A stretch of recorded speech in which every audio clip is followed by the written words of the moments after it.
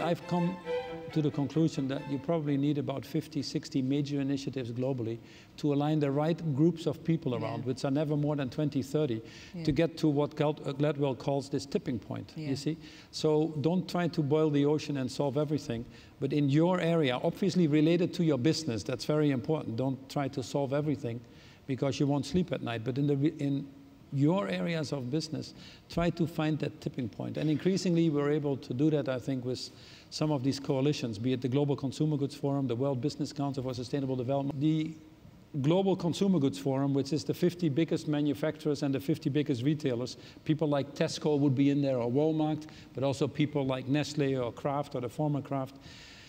We went together, and that's 3 to 4 billion in retail sales. We came together because that's the industry, by the way, that invented one EAN code. If you travel the world, you know, you need still 100 plugs, at least I do.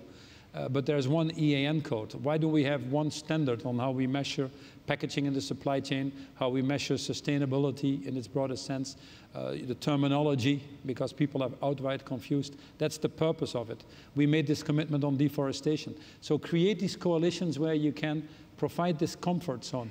In some parts of the world, it's easier than others. I tend to believe, because the economy is still skewed a lot towards the US. We need a lot of American companies to be there.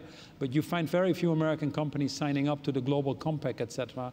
My theory is a little bit because that environment has become so legalistic that whatever commitments are being put out there are being really held up as commitments in court. You know, one of the big mistakes we made, not to get sidetracked, is when we sent the Mayflower to the US, 1 out of 3 people on the Mayflower was a lawyer.